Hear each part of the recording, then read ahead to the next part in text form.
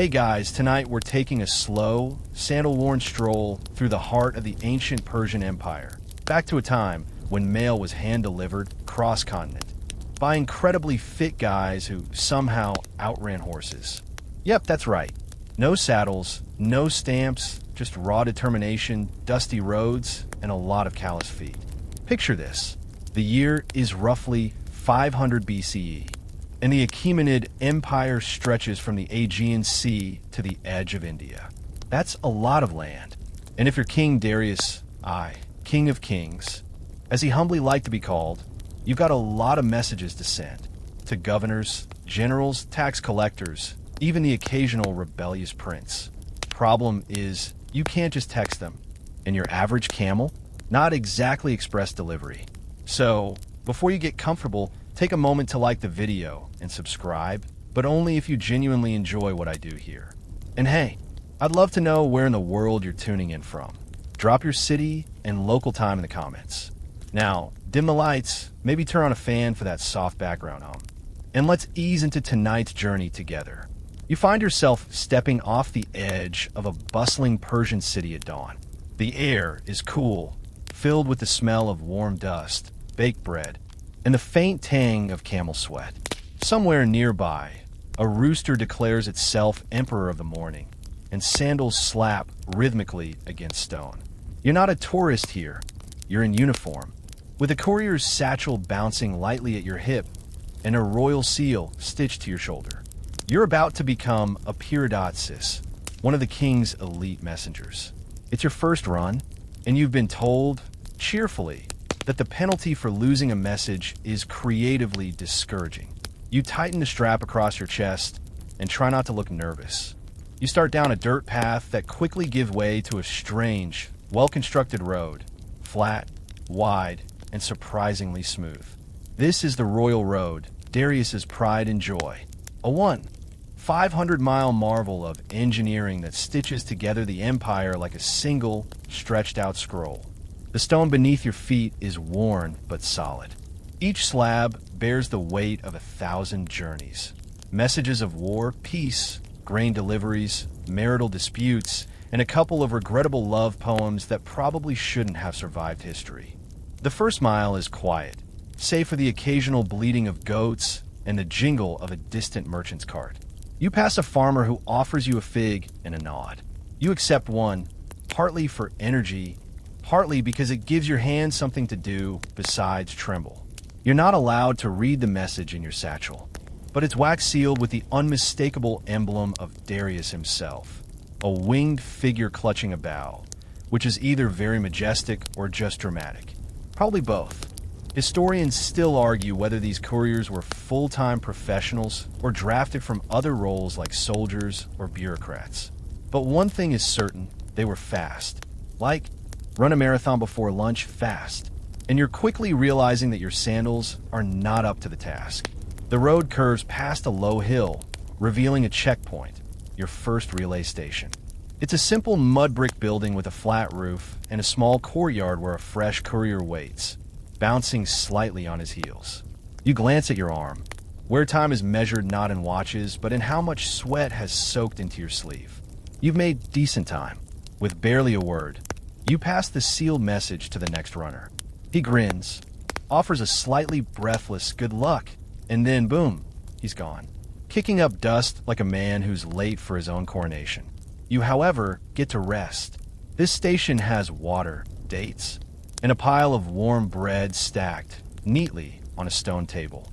A stable nearby houses a few horses, though you're told they're mostly used for emergencies or officials with bad knees and too much ego. The real work is done on foot, while you snack. An old station keeper offers you a seat and points to a wall map showing the entire Royal Road, from Susa in the heart of Persia to Sardis in the far west. It's marked with dots like a board game, each one a relay station, each one a testament to a civilization that believed communication was worth sweating over. You sip your water slowly, eyes tracing the road you'll soon run again. In this moment, you're not a rookie. You're part of something ancient, efficient, and oddly elegant. And if your legs survive the next few weeks, you might even earn a second tunic. Fancy. The next leg of your journey begins just as the sun crests over the low hills, casting long, golden shadows across the royal road. Your legs are a little sore, no surprise there, but you tighten the leather straps on your sandals and press forward. The station behind you fade from view, replaced by open sky and a horizon that just keeps going, like some ancient god took a ruler and sketched out eternity in a single straight line. This, you're told, is where the real challenge begins. Not in the cities where food and rest come easy, but out here in the long stretches between major waypoints. You pass fields of barley swaying in the breeze, their golden heads whispering in the wind like they're gossiping about your form. Look at that stride. Bless his heart, he's trying. A shepherd waves lazily as you trot past, his goats entirely unimpressed by your imperial duties. The royal road wasn't just a path, it was a statement. Built by order of Darius I around 500 BCE, it was one of the world's first truly international highways. Covering over 1,500 miles from Sardis in modern-day Turkey to Susa in Iran, it linked the empire like a thread through a massive quilt. Merchants, soldiers, nobles, and, of course, mailmen like you moved along it, forming the pulse of Persian control. Historians still argue whether the road followed older trade routes, or if it was entirely a Persian innovation. Either way, its impact was enormous. Messages that might take weeks by caravan could now arrive in mere days, assuming your calves didn't give out. You spot a dusty milestone marker carved with a message in cuneiform and Old Persian. Something about King Darius being the best at roads, governance, and probably cooking breakfast. Subtlety was not their strong suit. Along the road, you pass clever engineering features, small culverts under the stone to let rainwater drain away, raised banks to keep it from flooding, and trees planted in some stretches to provide welcome shade. You appreciate that last one deeply as you duck under a tamarisk and let your arms hang heavy for a moment. A small cluster of merchants appears on the horizon, their carts piled high with copper vessels and dyed textiles. They move slowly, pulled by donkeys who look like they're considering unionizing. As you pass, one of the merchants raises an eyebrow. Running again? Haven't they invented pigeons yet? You wave back with a tired smile, tempted to ask if any of them have an extra figure. But the road calls, and a message doesn't wait just because your stomach growls. One of the most impressive aspects of this system isn't the road itself, it's the organization. At roughly every 15 miles, there's a relay station called a chuparkhana, staffed with fresh runners, spare supplies, and even the occasional bed for resting couriers. You don't always get to sleep, but you can always refill your water skin, and, if you're lucky, trade a joke or two with a fellow runner. There's an old tale, possibly apocryphal, but popular among the couriers, about one runner who broke his sandal halfway to Sardis and ran the remaining miles barefoot just to avoid being late. The moral? Always double knot. Quirky traditions abound. Some couriers chew on licorice root while running. It supposedly opens the lungs and freshens breath. Others swear by a specific running chant, a rhythmic hum to keep pace and scare off overly curious jackals. You try it under your breath, and while the tune's no chart topper, it does help with the monotony. The sun climbs higher, baking the road beneath you. Ahead, you see heat shimmering off the stones like a mirage. A hawk circles overhead, likely judging your speed with disapproval. You push forward anyway, sandals slapping the ground in a rhythm that starts to feel like music. You reach the next relay station just as your legs begin to mutiny. A broad-shouldered runner awaits, leaning casually against a wall with the confidence of someone who hasn't just sprinted through ancient Mesopotamia. You hand off your sealed message, gulp down some water, and collapse gracefully, you hope, in the shade of a fig tree. And there it is, the quiet satisfaction of a job done, the thrill of being part of something enormous and ancient, and the relief that, for now, you don't have to move. As you rest, the breeze rustles the leaves above you, and the sound of sandals fades into the distance. Your feet ache, not in that poetic hero's journey sort of way, but in the very real, my arches are planning a rebellion way. Still, the bread at the last station was good, the water was cool, and you've got a new tunic that doesn't smell like last week's mileage. All wins. You rise slowly, easing into motion like a sleepy cat. If that cat had been running relay messages for the largest empire in the world. Your host at the station, an older man with knees that creak like old wood, waves you off with a parting gift, a handful of dried apricots, and a cheerful, try not to collapse. The royal road continues its endless stretch ahead.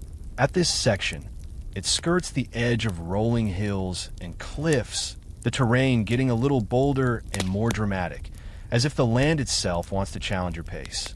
But you've got something the average hiker doesn't: training. As a pirradaziš, you've been prepared for this. Runners in the Persian system weren't just athletic, they were built.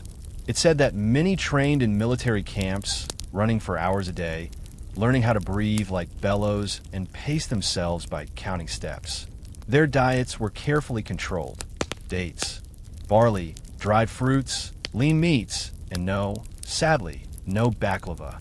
Historians still debate whether these runners trained under specific royal orders or if this endurance was just a side effect of growing up in mountainous terrain. Either way, these couriers had a kind of quiet grit that makes modern ultramarathoners look like folks out for a brisk stroll. And then there's the gear. Simple tunic, sturdy sandals, a sash to hold small supplies, and a leather bag known as a kara, secured tightly to the side to carry dispatches. You adjust yours, listening to the faint rustle of parchment inside. The seal is intact. Good. No chance of being sentenced to organize royal archives for the next decade. The weirdest part? No weapons. Couriers weren't typically armed. The system relied on speed, not swordplay. You were expected to outrun danger, not fight it. Bandits? Avoid them. Wild dogs? Outrun them. That random priest from earlier who really wanted to talk about Zoroastrian fire rituals? Dodge and wave. The philosophy was simple. Speed is your best armor. Your pace quickens. The road curves near a rocky outcrop, and the view opens up, a stunning sweep of plains with patches of green in the distance, maybe a farming village. You hear the faint rustle of a breeze against dry shrubs and the far-off creak of a cart axle. Peaceful. For now. A low stone wall comes into view, part of an old satrap's estate. Maybe. It's mostly ruins now, but you pause briefly to lean against the cool stone and stretch your calves. There's a faded inscription on one of the blocks. You squint at it. It might say something profound like, "Long live Darius," or it might just be someone's idea of ancient graffiti. Roxana was here. You nibble one of the apricots and think about how these runners, your fellow couriers, must have known this route better than their own homes. Some ran the same stretch, so often they could count every bend in the road, every half-buried milestone, every goat with a grudge. There's stories of runners who could predict sandstorms by the taste of the air and others who could run blindfolded for miles. Whether that last part is true or just a motivational tale shared around station fires, you're not sure. But it's charming. You keep moving, the rhythm of your feet becoming meditative. Step, step, breathe. Step, step, breathe. Your heartbeat syncs with the landscape. Occasionally you hear birds calling or the distant bark of a fox. The world feels wide and quiet. And somehow it's all connected. This road, this empire, and your tired, dusty self trotting through it. Eventually, a shimmer appears on the horizon.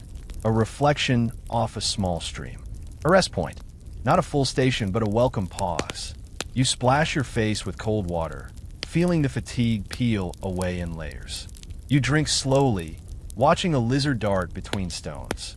As you lean back and stretch under the shade of a tree, another courier arrives, young, springy, annoyingly cheerful. He nods and shares a handful of roasted chickpeas. You chat briefly. His last run involved a scroll of tax records that weighed as much as a goat, but smelled slightly better, he adds. You trade running tips and foot salve recipes, then part ways. This wasn't just a mail route, it was a brotherhood. Each relay, each rest, wove you deeper into the Empire's fabric. You're not famous, and you probably won't be remembered, but your steps keep the Empire ticking.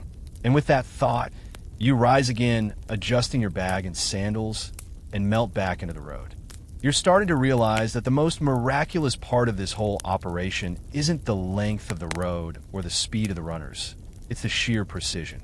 Every 15 miles or so, like clockwork, another station appears out of the landscape. No signs, no mile markers with blinking arrows, just the quiet rhythm of Empire logistics humming in the background. This next stop is one of the better ones. Built from sun-baked mud brick and shaded with woven reed awnings, it's perched beside a stand of date palms. You can already smell lentils simmering in a clay pot. A goat bleats a half-hearted warning as you approach, more out of routine than genuine alarm. You step into the cool shade and hand off your sealed message to the next courier, a wiry man with impressive calves and a slightly judgmental mustache. You drop onto a low stool, kick off your sandals, and soak your feet in a shallow clay basin filled with cool water. Bliss. This is one of the Empire's chup arcanas, part rest stop, part mini fort, part gossip hub. They're spaced precisely to match the average distance a courier can run at full speed before needing a break, which is, apparently, 15 miles. That's not arbitrary. It's been tested, tweaked, perfected. The Persians may have built an empire with armies and architecture, but they maintained it with details like this. Historians still argue whether the stations were permanent government outposts or contracted from local landlords. Some evidence suggests these pit stops doubled as intelligence-gathering hubs. Satraps and local officials could quietly report back to the king without the neighbors knowing. Because nothing says top-secret report like a casually sweaty man delivering it in his running gear. Inside the station, you notice the chalkboard of its time, a flat slab of wood where incoming messages are logged in simple pictographs. Dots, lines, and slashes that only trained readers can decipher. Some messages are rushed through immediately. Others sit in a locked box for higher clearance. You don't ask questions. The best part of every stop, though, is the food.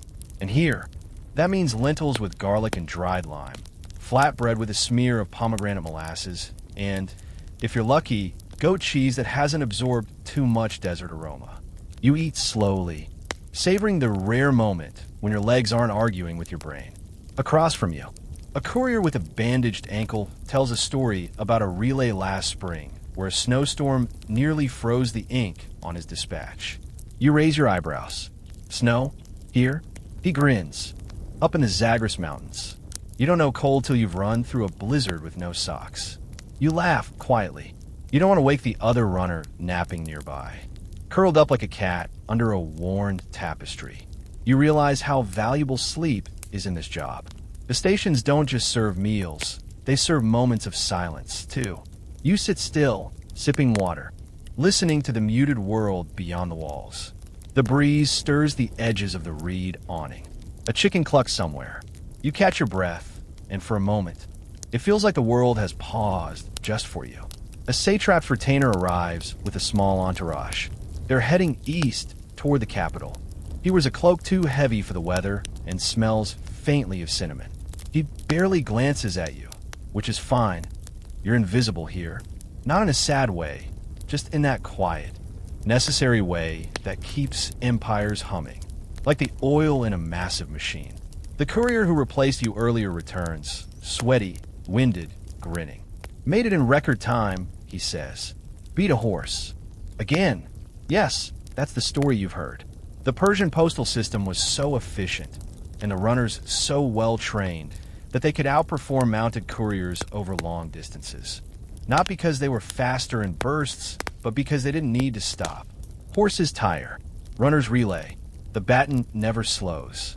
And somehow, that makes you feel both proud and sore in equal measure. You refill your water skin, strap your sandals back on, and prepare for the next stretch. The message you'll carry is already sealed and waiting. It's papyrus rolled tight and marked with a ring that glints faintly in the low light. You tuck it into your bag, nod to the other couriers, and step once more into the heat and hush of the Persian road. The air shifts as you move further east, warmer now, with a thickness to it that clings to your tunic like syrup. It's the kind of heat that doesn't ask permission, It just wraps around you like a damp wool blanket and dares you to keep moving. Still, you run. The message in your kara is light, but it may as well be a royal decree of destiny, judging by the way it commands your every movement. You shift the leather satchel slightly to avoid chafing. A fine layer of dust coats your arms, legs, and every regret you've ever had about volunteering for this career. The terrain here is different. Gone are the rolling hills of yesterday's route. Now you're passing through a flat basin scattered with scrubby brush and long, shimmering patches of mirage. You've entered a dry corridor that links major trade towns, and the wind carries with it the faint scent of camel and roasted cumin. A caravan has passed through not long before you, and sure enough, in the distance, you see the last of their wagons creaking slowly along, veiled in dust. A few kids run toward the road from a nearby orchard, holding out cups of water. This is a known runner's stop, unofficial but reliable. You slow just enough to grab a sip, mutter a breathless thank you, and keep moving. The older boy yells after you, "We bet a horse can't beat you." You raise a hand, the best thank you can muster at this pace. That's the funny part. The phrase beating a horse isn't just a saying in your world. It's an occupational goal. See, while a horse is fast, it's also a diva. Too much heat, it slows down. Too little water, stops entirely. A trained courier, however, relays without pause. One goes 15 miles, passes the message, and the next takes over instantly. Over long stretches, that's faster than a single horse rider. Even Herodotus couldn't help but admire it. Neither snow, nor rain, nor heat, nor darkness of night. Sound familiar? Historians still debate whether this phrase originated in Persia or was later attributed by romantic historians looking for ancient postal poetry. Either way, it stuck. And the truth? It was kind of accurate. You reach a marker stone at the base of a low rise. It's carved with ancient reliefs, winged lions, half-erased inscriptions. You rest your hand briefly on its cool surface. More for ritual than necessity. Every courier has their own habits. Some runners tap every milestone.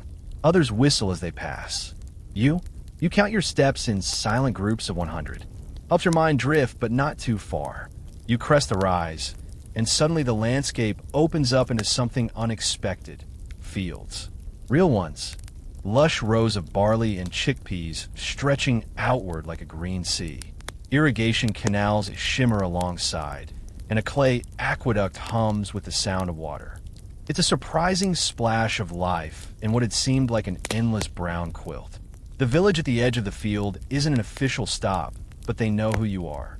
The moment you approach, a group of older women call you over to a low bench, thrusting a cup of yogurt water into your hands. It's salty, tangy, and strangely restorative. You thank them between gulps. They laugh and tease. One of them gestures to your legs and says something that probably translates to, "You need more meat on those sticks." You grin, and she smacks your arm gently with a rolled fig leaf. While resting, you notice a curious thing, a pigeon coop on the roof of a nearby hut. The farmer sees your interest and explains, in a mixture of old Persian and body language, that the pigeons are used for local gossip, not state messages. Too easily distracted, he says with a wink. Like my cousin. Still, some scholars believe that early experiments with pigeon post may have coexisted alongside human runners in later periods. Historians still argue whether the Persians truly used pigeons in formal dispatching, or if the birds were more ceremonial or symbolic. Either way, they'd never beat you to Susa. You glance at the sun's position and know it's time. You bow slightly, hand over heart, and set off again. The villagers wave. One of them calls, "Run fast." Darius is watching. You chuckle. Probably not, but the idea is oddly motivating. The next stretch curves along a low ridge, with the distant outline of the mountains beginning to reappear on the horizon. That's the thing about this road. It never lets you settle into a single rhythm. It changes beneath your feet like a living thing, demanding constant attention. You adjust your pace. Long stride. Control breath. The wind picks up, whispering through the dry grass. You pass a cluster of travelers resting under a stone outcrop. One of them raises a hand in lazy greeting. A merchant, maybe, or a bard. You nod back, but don't stop. There's a rhythm to this life, and you're locked into it now. You could run blind and still feel the path beneath you. Your muscles ache. Sure, but your body has become a kind of machine, humming along to the pulse of empire. And just ahead, the roof of the next chupar kinda glimmers in the sun like a promise. Fresh water, a handful of almonds, maybe a nap, and then another message, another stretch, another runner waiting to take the baton. The station looms ahead like a mirage that forgot to disappear, low and square. Its mud brick walls faded to a soft ochre, almost blending into the surrounding earth. You pick up your pace slightly, drawn forward by the scent of something smoky and warm wafting through the air. Roasted onions? Grilled lamb? At this point, even boiled barley would count as haute cuisine. As you approach, a boy runs out from the side of the station to take your water skin. He doesn't say anything, just nods with solemn duty and trots it over to be refilled.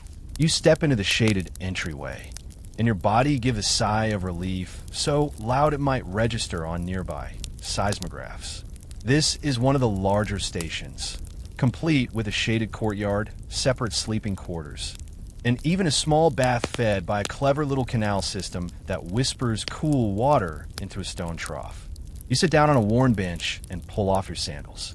One of them has started developing a new hole, and you make a mental note to patch it before it becomes an unwanted ventilation system. Inside, the message is logged, recorded with a few quick marks by a scribe lounging beside a wall niche filled with sealed dispatches. She barely looks up, just gestures for you to hand it over. You do, and for the first time in hours, your shoulders drop. You've earned a short rest. You stretch your legs and sip from a small clay cup filled with water and a dash of rose syrup. A pair of older couriers are already halfway through a meal. They call you over and offer a seat and a hunk of flatbread so fresh it's still warm. As you tear off a piece and dip it into lentils spiced with coriander and sumac, you let your mind wander. The Royal Road's efficiency didn't just rest on the runner's legs. It thrived on organization like this. These stations weren't just places to rest. They were carefully calculated pieces of an empire-wide machine. Provisions, bedding, messenger logs, spare sandals, writing supplies, even backup scrolls in case of ink smudges or sudden acts of gout. Historians still argue whether these stations were used for other imperial functions. Some claim they doubled as regional tax outposts. Others suggest they were occasionally co-opted as makeshift jails when needed. There's even one theory that bored noblewomen used them as secret drop-off points for scandalous love letters.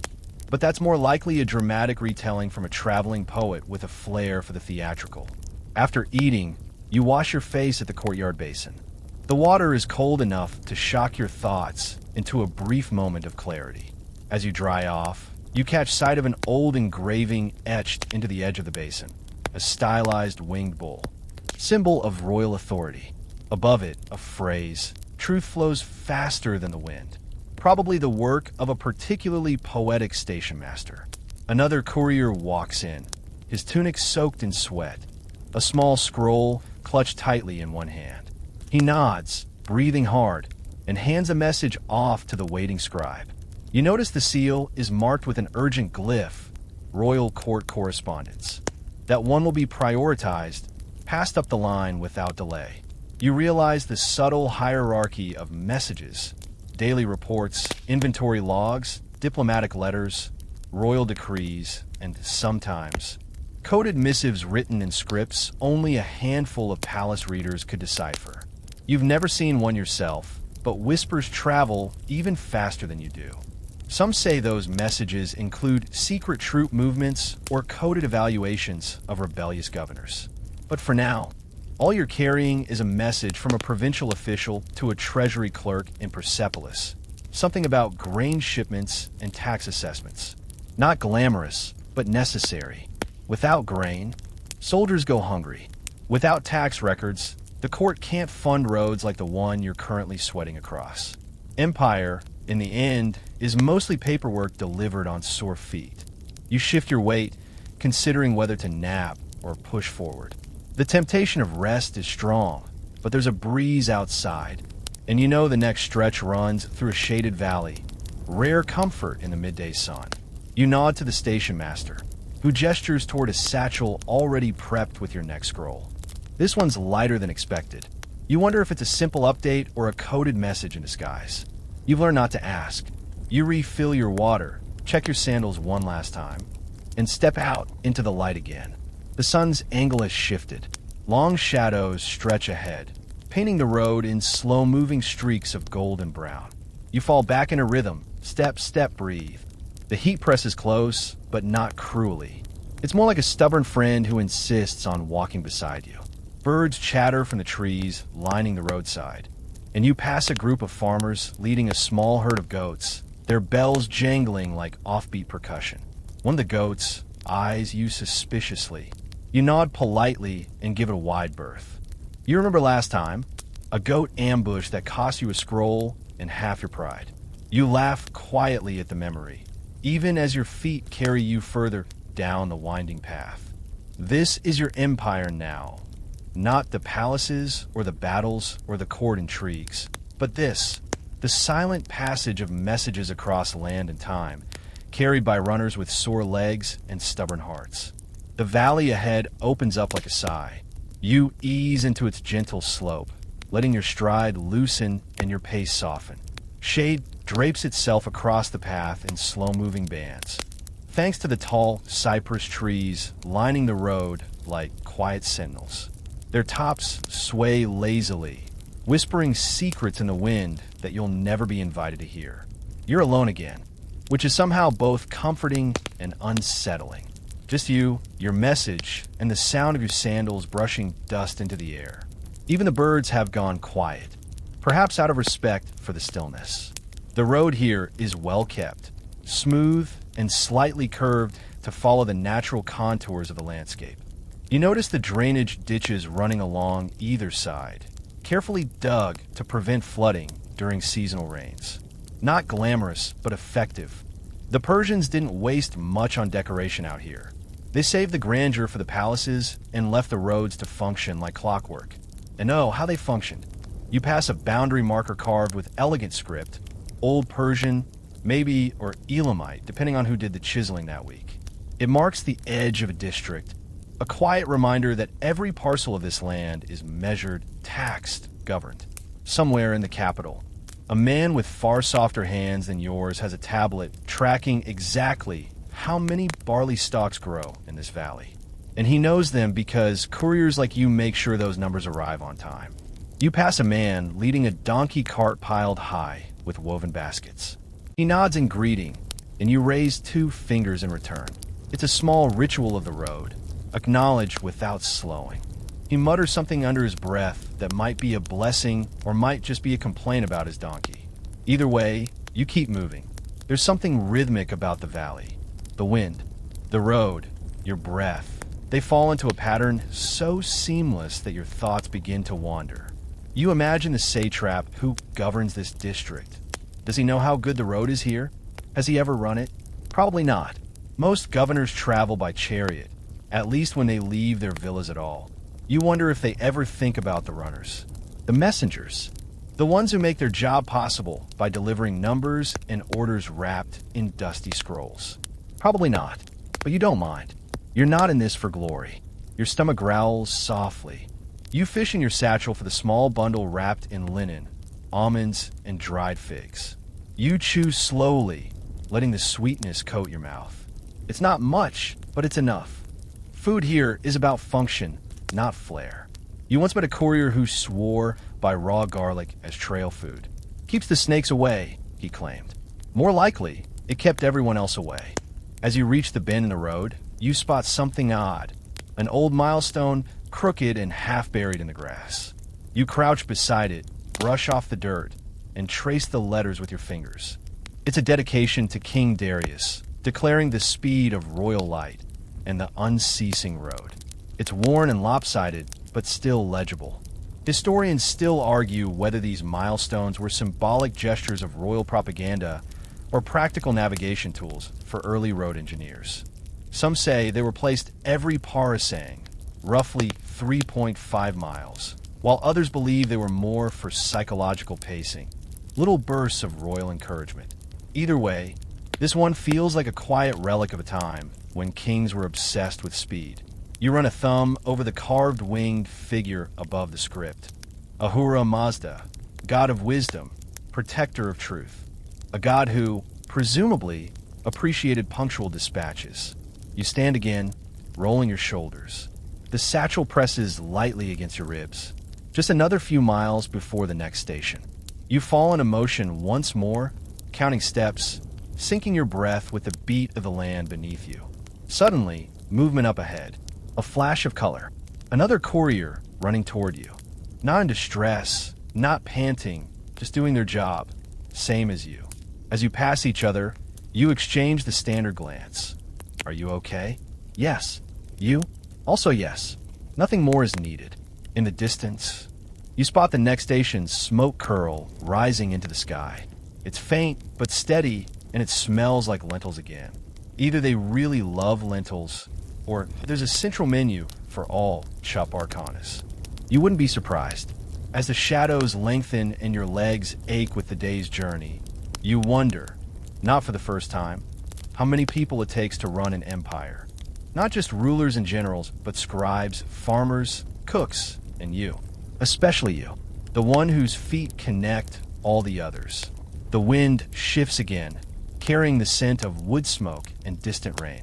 You run faster now, not because you must, but because you can, and because this road, this ancient artery, is alive beneath your feet. The smoke signal becomes a building, then a rooftop, then finally a doorway. You enter the station with your body humming, not with excitement, but with that curious runner's equilibrium where exhaustion and momentum blur together. It's not quite pleasant, but oddly addictive. This station is smaller than the last. A two-room affair with low stone walls and a courtyard that looks like it doubles as both a goat pen and a garden. A young man greets you with a jug of water, his face flushed from whatever domestic urgency he'd just been handling. He doesn't ask your name. He sees the satchel, the dust on your shins, the shape of your breath. That's all he needs. You pass off the message, watching as it vanishes into the hands of a scribe inside, already sorting wax seals and scratching fresh notes on a parchment with a stylus so blunt it could be used as a spoon. She mumbles the dispatch number to herself and then slides it into a rack alongside other messages, each one a small sliver of the Empire's endless to-do list. You sit on a low bench beneath an olive tree and stretch your legs. You know better than a sprawl. Too much rest and your muscles will stiffen. Just enough to let your knees forget they've been arguing with your ankles for 3 hours. Next to you, a box turtle ambles across the courtyard. Its progress is frankly abysmal, but it's determined, and you watch with a sort of sleepy reverence. One of the station hands sees you watching and chuckles. She lives here, he says, older than the roof. You nod as if to say, same. Inside, someone is roasting chickpeas. The smell is warm and nutty, a comfort so modest and steady that it nearly breaks your heart. You're handed a handful wrapped in a fig leaf, salty, crunchy, and just enough fuel to keep moving. You overhear a bit of conversation from another runner resting nearby.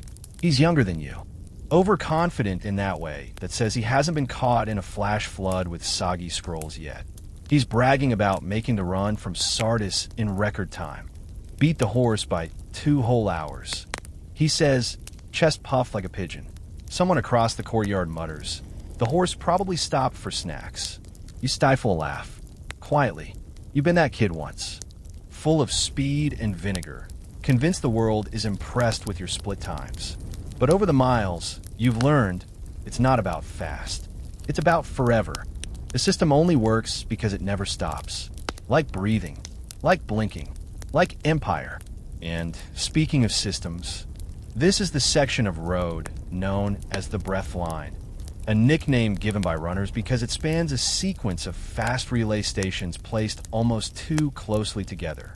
Legend has it that this portion was created during a time of royal paranoia, when King Xerxes wanted hourly updates on a military campaign near the Caspian Sea. Historians still argue whether this was a permanent feature of the route or a temporary acceleration, something designed during crisis and never fully dismantled. Either way, it remains today as a series of unusually rapid stops, a kind of pulse inside the larger heartbeat of the road. You look up at the sky.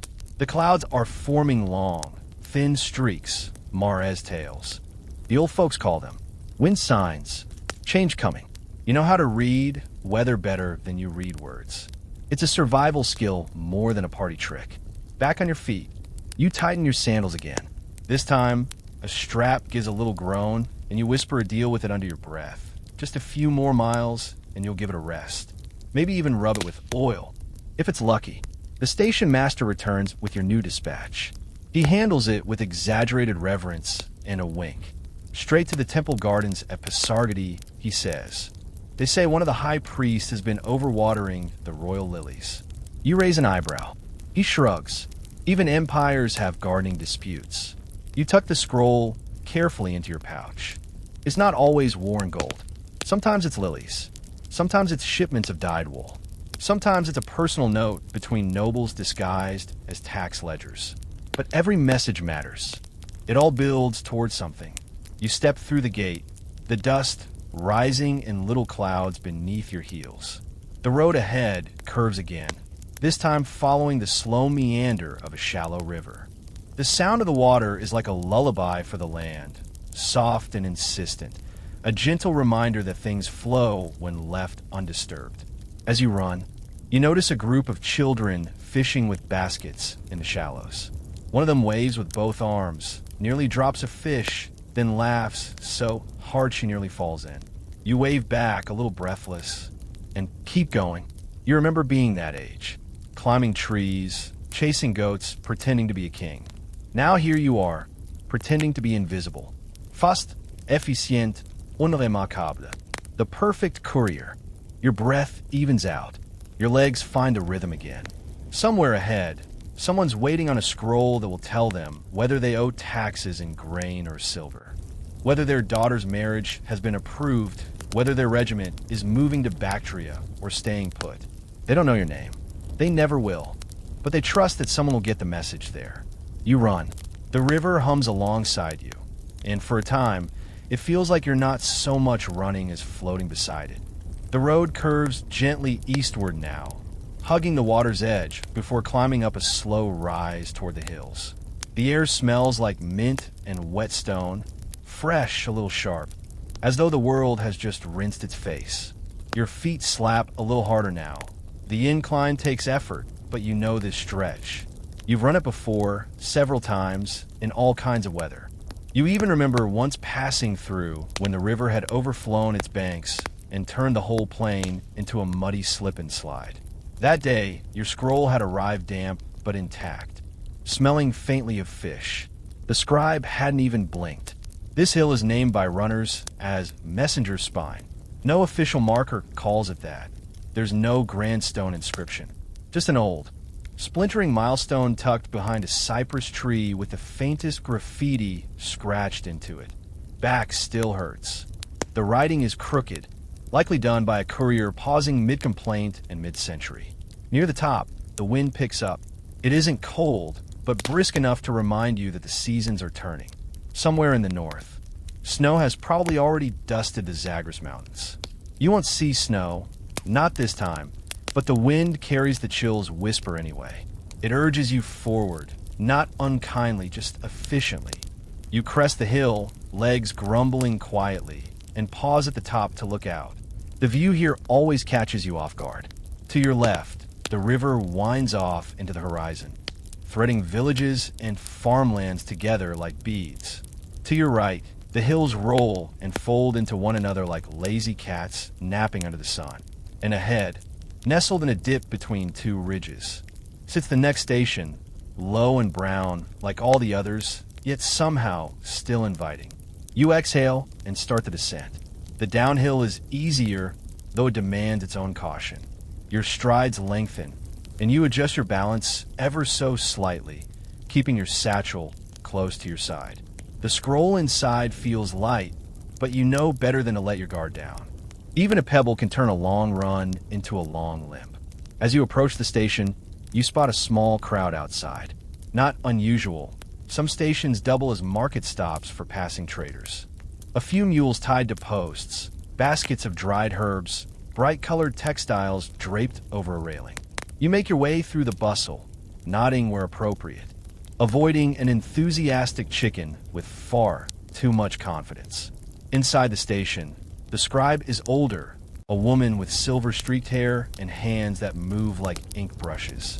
She takes your scroll, examines the seal, and tucks it into a clay tube before logging its arrival in a thick, leather-bound record book. The book is so full it looks like it might explode, but she closes it with a firm clap. Business as usual. There's a kettle boiling in the corner, and someone hands you a cup of barley tea. It tastes faintly of hay and something smoky. You sip slowly, grateful for the warmth. Another courier is already there, reclining against the wall, one leg stretched out, the other bent. He raises his cup in greeting. "Where you headed?" he asks. "Temple Gardens," you reply. "Pasargadae." He whistles. "Royal lilies, huh?" You smile. He leans back. "I've got treasury documents headed to Susa. Dry stuff. Numbers and more numbers." You both sip in silence for a bit. Outside, the marketplace hums. You hear someone arguing about the price of saffron, a debate so passionate it probably predates language itself. You let the sounds wash over you. Comfortable noise, like water lapping against a boat. A small boy runs in carrying a bundle of reed pens. He trips, drops half of them, and curses in a whisper. The scribe glares at him, but her mouth twitches in amusement. She picks up one of the pens, tests it on a scrap of papyrus, and nods. "Still usable," she says. "Next time, don't throw your supplies at the floor."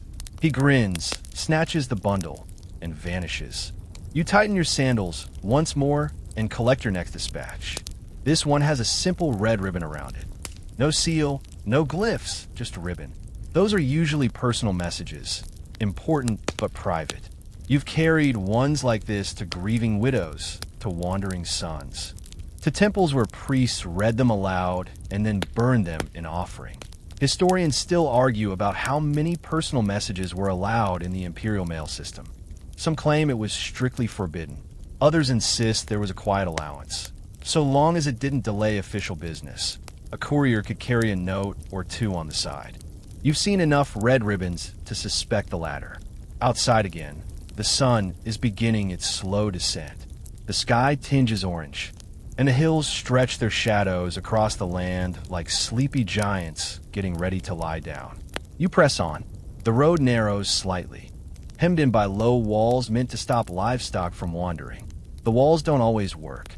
Once, a sheep had followed you for an hour, bleating like a lovesick poet, before a boy finally came running to reclaim it.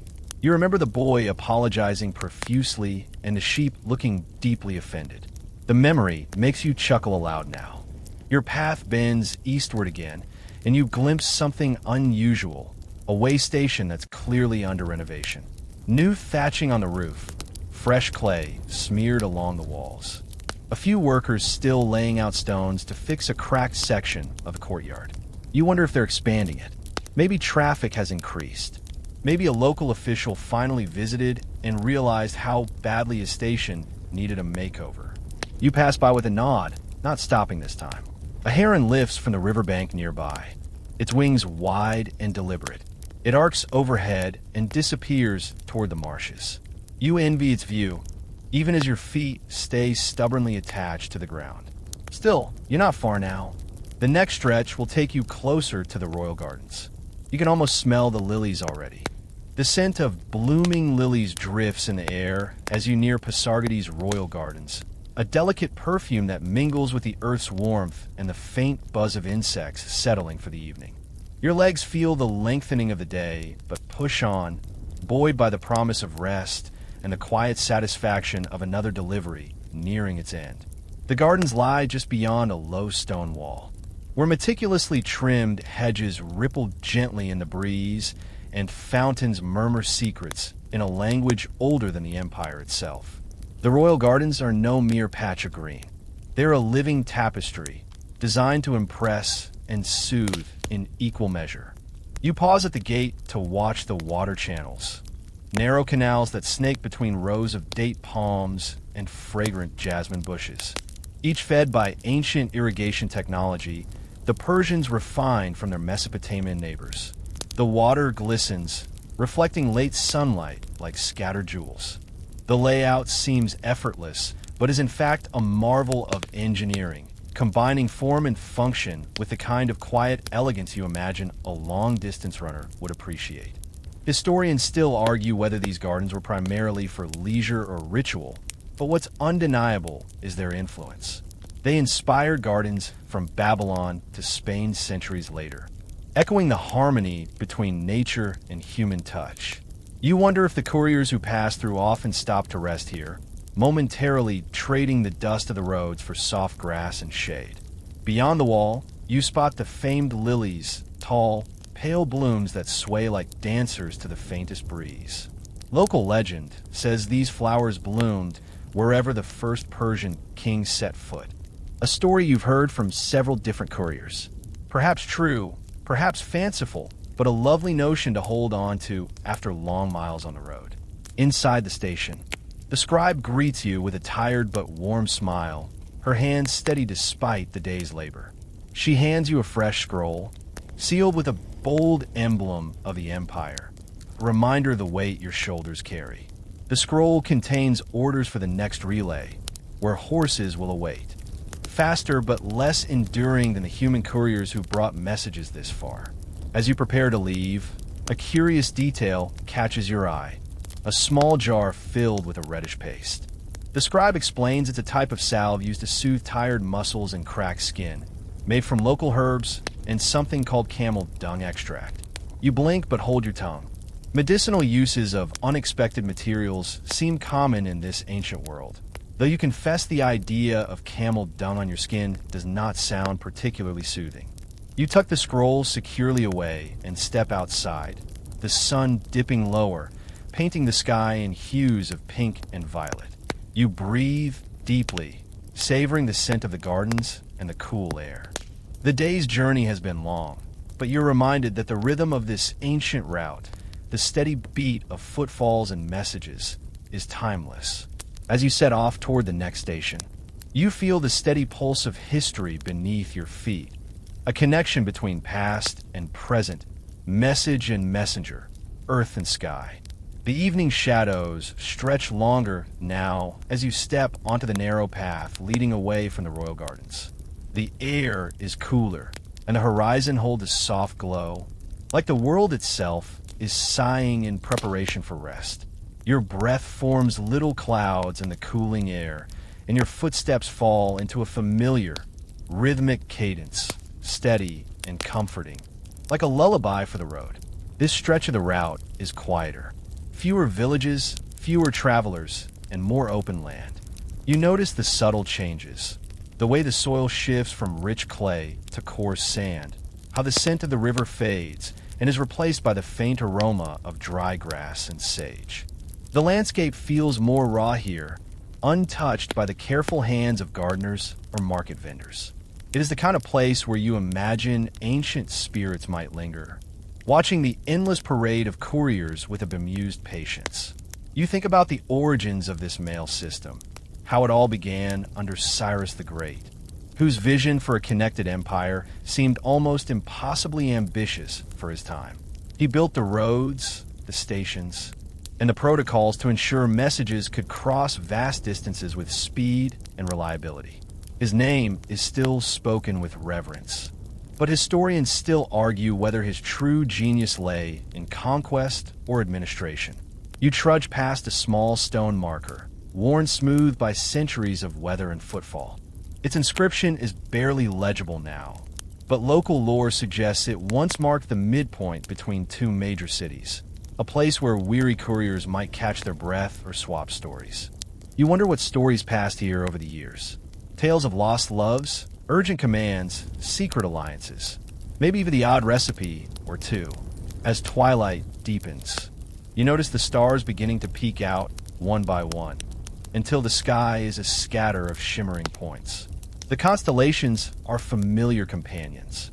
They're ancient patterns guiding travelers for millennia. You recall the story of the winged messenger constellation, said to honor the swift couriers who kept the empire connected. Whether true or myth, it's a comforting thought as your feet carry you forward. Suddenly, a rustle in the nearby brush catches your attention. You pause, heart quickening. It's just a fox, darting across the path with a sleek, curious glance. You smile, grateful for the brief encounter. The wildness of the land feels close here, a reminder that despite all the human order and structure, nature holds the ultimate sway.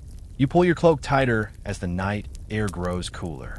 The next station is still a few miles away, but the thought of warm firelight and fresh bread waiting there makes the distance seem manageable. You imagine the faces of the people you'll meet, their tired smiles, their steady hands, and it feels like coming home, even if only for a brief pause. Historians still debate how much the mail system relied on these human runners versus mounted couriers. Some argue the endurance of the foot messenger was key. Others believe horses took over much earlier than we realize. Either way, your feet know the truth. There's a kind of stubbornness and grace in the human stride that no horse can match. You tuck the scroll deeper into your satchel and quicken your pace, guided by the soft glow of lanterns flickering in the distance. The quiet hum of the evening settles around you like a soft blanket as you approach the next station. A modest cluster of stone buildings nestled against the rising hills. Lanterns sway gently in the breeze, their flickering light casting long shadows that dance on the walls. You can smell the comforting scent of baking bread mixed with the sharp tang of freshly milled grain, a welcome aroma after the dusty trails you've traveled all day. This station, though small, is known for its hospitality and a rather peculiar tradition, the sharing of a special drink made from fermented pomegranates. The locals swear by its restorative powers, claiming it revives the spirit and soothes aching muscles. You pour yourself a modest cup, savoring the tangy sweetness that lingers on your tongue. It's a humble pleasure, but in moments like these, small comforts feel monumental. The station chief, a sturdy woman with a knowing smile, offers you a thin piece of dried fig, a snack favored by couriers for its quick energy. You chew slowly, appreciating the natural sweetness and the way it settles warmly in your stomach. Around you, other runners exchange quiet greetings, their faces worn but resolute. There's a shared understanding among you, a silent bond forged through countless miles and endless roads. You listen as one courier recounts a tale of a race held decades earlier, where a particularly determined runner outran not only horses, but also rival messengers carrying urgent royal commands. It's the kind of story that grows taller with each retelling, blending fact with a touch of legend. Whether it truly happened or is just a comforting myth, it adds a spark of humor and pride to the otherwise routine work. Historians still debate whether these races were official contests or spontaneous challenges born from pride and necessity. Some suggest they were organized to test the speed of the mail system. Others believe they were simply friendly rivalries that helped maintain morale. Either way, the idea of foot messengers challenging swift horses paints a vivid picture of endurance and determination. As night deepens, the station quiets down. You find a corner near the hearth, where the warmth seeps into your bones, coaxing your tired muscles to relax. The fire crackles softly, the shadows flickering like sleepy ghosts on the walls. You close your eyes for a moment, feeling the steady rhythm of your heartbeat and the gentle lull of the night. You think about the incredible network these stations form, stretching across mountains, deserts, and plains. Each relay point a vital link in a chain connecting distant corners of the empire, carrying not just messages but stories, laws, and dreams. The mail system isn't just a means of communication. It's the lifeblood of an empire pulsing with the footsteps of countless runners. As you prepare to rest, you recall an odd fact. Some couriers reportedly wore small bells tied to their ankles, not to alert enemies, but to keep their pace steady and remind themselves to breathe properly. It sounds more like a quirky superstition, but it's one of those small details that hint at the complex human side of this ancient enterprise. The fire's glow dims, and your eyelids grow heavy. Tomorrow, you will rise again to continue the endless journey, guided by the same determination that has carried so many before you. The night's cool embrace fades as you rise with the earliest light, the sky just beginning to soften from deep indigo to pale lavender. The scent of dew-kissed grass fills your lungs as you step outside the warmth of the station, your muscles still carrying the pleasant ache of yesterday's miles. Around you, the world is quiet. Only the distant calls of waking birds and the soft rustle of leaves stirring in the morning breeze. You adjust your satchel and set off along the dusty path, feet crunching gently on the gravel. The road here is well-trodden, worn smooth by generations of couriers, merchants, and travelers. You find a rhythm again, steady and sure, your body remembering the miles even before your mind does. The sun climbs slowly, casting long golden beams that warm your back and bring a shimmering heat to the horizon. As you travel, you pass ancient ruins half swallowed by the earth, crumbling walls of mud, brick, and stone that once belonged to a forgotten city. The stones whisper stories of a time before the empire, when smaller kingdoms vied for control over the fertile lands and the precious rivers that fed them. You wonder about the people who built these walls, what messages they sent and received, and whether any of their secrets remain buried beneath your feet. One curious artifact found in these ruins is an early form of a postal token, a small clay seal stamped with the image of a courier running, legs stretched in full stride. Some scholars suggest these tokens were a kind of early receipt or certification of delivery, but historians still argue whether they were widespread or limited to a few elite centers. It's a fascinating glimpse into how ancient people might have tried to bring order to the chaos of communication. You glance up as a hawk circles overhead, its sharp eyes scanning the landscape with effortless grace. There's a kind of kinship between you and the bird, both of you messengers in your own way, one carrying word through the air, the other on solid ground. The hawk's flight seems to echo the very spirit of the Persian mail system, swift, sure, and vital. As midday approaches, the heat intensifies, and you seek shade beneath a gnarled olive tree. You pull from your pack a modest meal, flatbread, dried figs, and a piece of salty cheese, and savor the simple flavors. These humble foods have been favorites among couriers for centuries, offering sustenance without weighing you down. You recall an odd, lesser-known fact. Some runners reportedly practiced breathing exercises to maximize endurance, a technique resembling modern yoga pranayama. Whether this was widespread or limited to a few is unclear, but it speaks to the sophisticated understanding of the human body that these ancient couriers must have possessed. You finish your meal, stretch your limbs, and glance once more at the ruins bathed in sunlight. The road ahead promises more challenges and discoveries, but for now, the gentle warmth and the quiet landscape invite you to simply be present, part of a grand story written in footsteps and whispers. The afternoon unfolds slowly as you resume your journey, the sun casting a mellow glow that softens the edges of the world.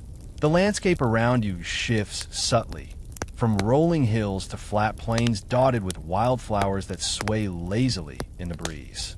Each step feels lighter now, as if the road itself is inviting you to ease into its gentle rhythm. Your breath steadies, the steady pounding of your feet on the earth becoming a soothing drumbeat in the quiet afternoon. You pass a small stream, its waters clear and cool, offering a brief moment of refreshment. The scent of wet earth and blooming reeds fills the air, a reminder of the life flowing beneath this ancient network of paths. You dip your hands into the water, feeling the chill ripple through your skin, waking you from any lingering weariness. Nearby, a group of local villagers gather around a communal oven, shaping flatbreads with practiced hands and sharing stories under the shade of a fig tree. You exchange a few words in the local dialect, their smiles warm and welcoming. It strikes you how the mail routes are not just highways of messages, but veins connecting countless lives and cultures, each with their own traditions and tales. An interesting tidbit surfaces in your mind. The couriers sometimes carried small gifts, like rare spices or beautifully woven textiles, to smooth the way with local officials and keep goodwill alive along the routes. These tokens of friendship were more than just gifts. They were a vital part of diplomacy in an empire sprawling across diverse peoples. Historians still debate how formalized this practice was, but it certainly adds a human touch to the otherwise mechanical task of delivering messages. You notice your shadow stretching longer now, the sun inching closer to the horizon. The evening promises another chance to rest and share warmth by a fire. But for now, you simply savor the steady march forward, the endless journey where every step tells a story. Every breath connects past and present. The sound of distant laughter drifts on the breeze, mingling with the gentle rustling of leaves. You pause for a moment, letting the peace settle over you. This is why the ancient Persian mail runners endured. The roads carried not just letters, but the heartbeat of an empire, and you are part of that quiet legacy. As twilight deepens, the sky fades into soft hues of rose and lavender, and you feel the day's journey winding gently down. Your footsteps slow, and the cool evening air brushes softly against your skin, carrying the faint scent of jasmine from nearby gardens. The distant calls of night birds rise and fall, a peaceful lullaby accompanying your steady pace along the final stretch to the next relay station. The station appears like a mirage at first, its stone walls glowing faintly in the moonlight, lanterns swaying with the breeze. Inside, the air is warm with the scent of burning cedar and the quiet murmurs of messengers sharing tales over steaming cups of spiced tea. You join them, settling near the hearth where the flickering flames cast dancing shadows, inviting a sense of calm and comfort. You take a moment to reflect on the incredible network you have been part of, the vast, intricate web of couriers, relay stations, and careful planning that allowed messages to leap across thousands of miles faster than anyone might expect. It's a system built not just on endurance, but on trust, on the shared purpose of connecting an empire's farthest reaches. You recall a quirky detail you hadn't quite grasped before. Some messengers trained by carrying small pebbles in their mouths to strengthen their jaw muscles, a strange but surprisingly effective practice. It might sound odd, but it's yet another example of how seriously these runners took their craft. Historians still debate whether this was common or limited to elite couriers, but it adds a playful touch to the story of endurance.